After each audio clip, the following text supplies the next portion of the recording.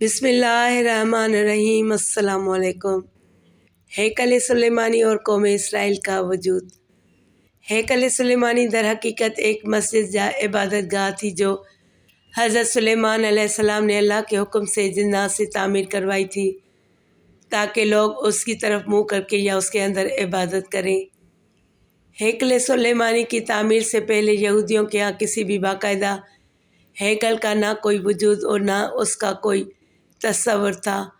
اس قوم کی بدوؤں والی خانہ بدوش زندگی تھی۔ ان کا ہیکل یا معبد ایک خیمہ تھا۔ اس خیمے میں تابوت سکینہ رکھا ہوتا تھا جس کی جانب یہ رخ کر کے عبادت کیا کرتے تھے۔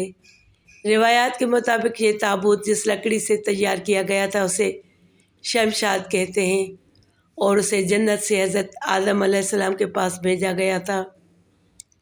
یہ تابوت نسل در نسل انبیاء سے ہوتا ہوا حضرت موسیٰ علیہ السلام تک پہنچا تھا۔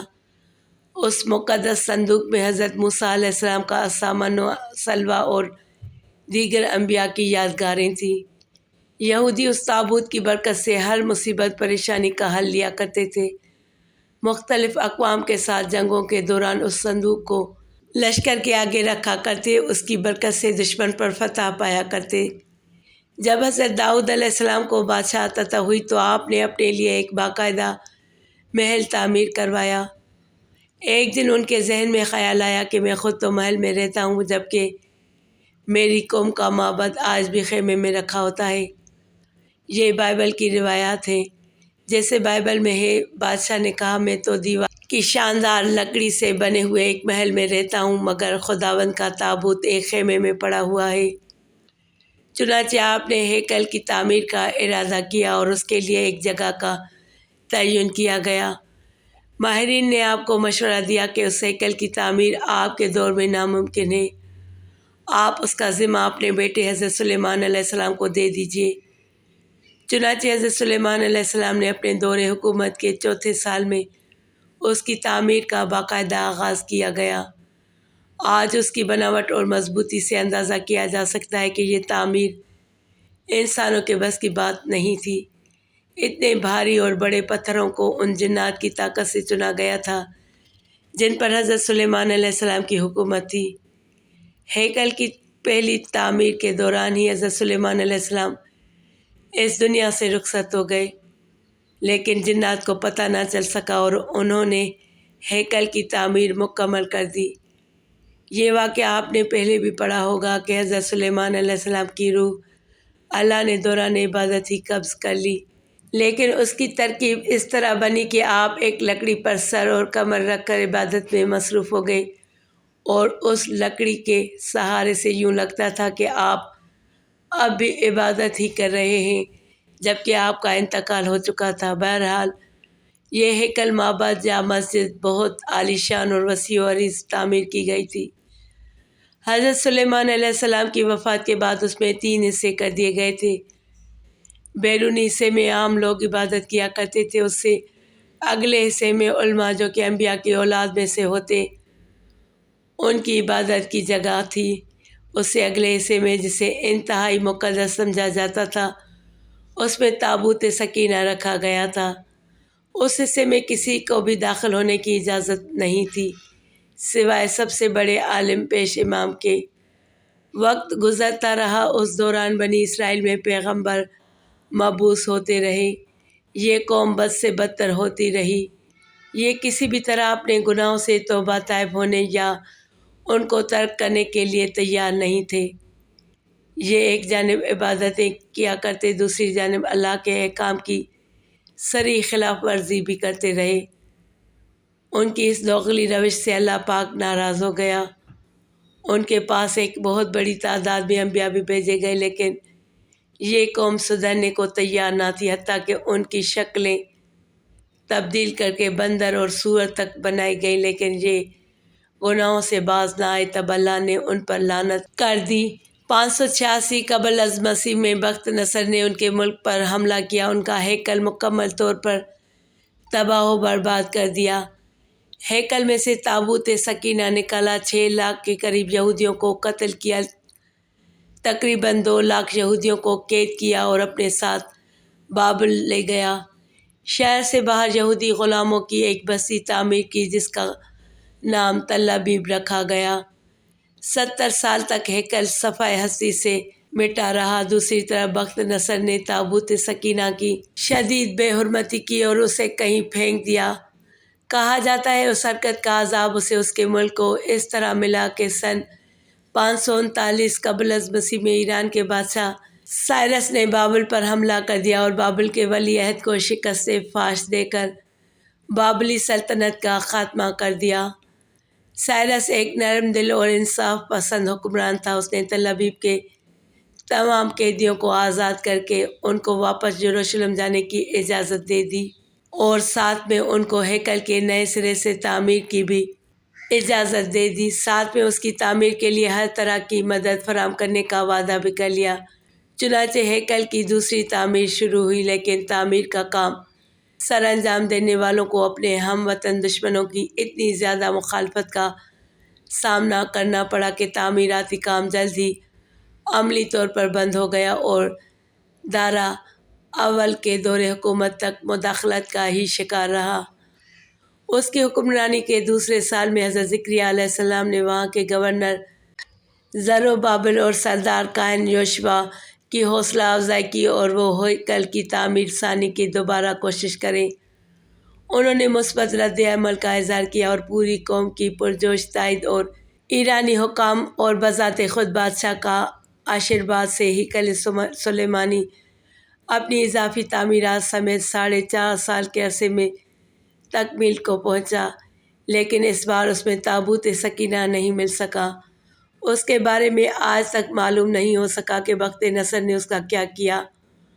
کچھ لوگوں کا کہنا ہے کہ اس مقدس صندوق کی مزید توہین سے بچانے کے لیے اسے اللہ پاک کے حکم سے کسی محفوظ مقام پر موجزانہ طور پر چھپا دیا گیا جس کا کسی انسان کو علم نہیں، لیکن یہودی اس کی تلاش میں پورے کرۂ ارض کو کھود ڈالنا چاہتے ہیں۔ ایک اور دلچسپ بات، عام طور پر تاریخ دان ہیکل کی 2 دفعہ تعمیر اور 2 دفعہ تباہی کا ذکر کرتے ہیں۔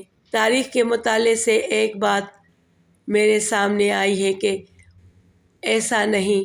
اس ہیکل کو 3 بار تعمیر کیا گیا، لیکن اس کے ساتھ بھی ایک دلچسپ کہانی وجود میں آئی۔ ہیروڈوس بادشاہ جو کہ حضرت عیسیٰ علیہ السلام کی پیدائش سے چند سال پہلے کا بادشاہ ہے، اس نے جب اس کی بہتر طریقے سے تعمیر کی نیت کی تو یہودیوں کے دل میں ایک خوف پیدا ہوا کہ اگر اسے نئے سرے سے تعمیر کے لیے گرایا گیا تو دوبارہ تعمیر نہیں ہوگا۔ ہیروڈوس نے ان کو بہلانے کے لیے کہا کہ وہ صرف اس کی مرمت کرانا چاہتا ہے، اسے گرانا نہیں چاہتا۔ چنانچہ اس نے ہیکل کے ایک طرف کے حصے کو گرا کر اسے تبدیلی کے ساتھ اور کچھ وسیع کر کے تعمیر کروایا۔ یہ طریقہ کامیاب رہا اور یوں یہودیوں کی عبادت میں خلل ڈالے بغیر تھوڑا تھوڑا کر کے ہیکل گرایا جاتا اور اس کی جگہ نیا اور پہلے سے مختلف ہیکل وجود میں آتا رہا۔ یہ کام 18 ماہ میں مکمل ہوا اور یوں تیسری بار ہیروڈوس کے ذریعے ایک نیا ہیکل وجود میں آ گیا۔ کچھ عرصہ بعد حضرت عیسیٰ علیہ السلام کا ظہور ہوا۔ اللہ کے اس رسول پر ایک بار پھر یہودیوں نے حسب معمول مظالم کے پہاڑ توڑنے شروع کر دیے۔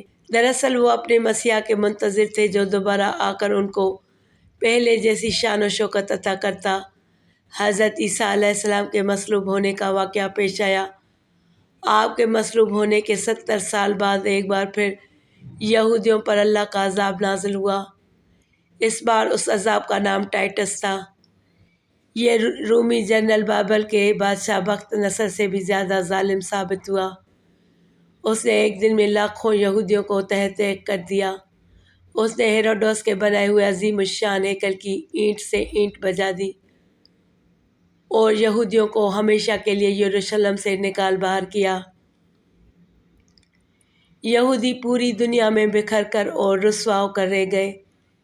کم و بیش 1800-1900 سال تک بھٹکنے کے بعد برطانیہ نے جب فلسطین پر قبضہ کیا تو ساتھ ہی ایک ناجائز بچے اسرائیل کو فلسطین میں جنم دے دیا اور یوں صدیوں سے دھکے کھانے والی قوم کو ایک بار پھر اس ملک اسرائیل میں اکٹھے ہونے رہنے کی اجازت مل گئی۔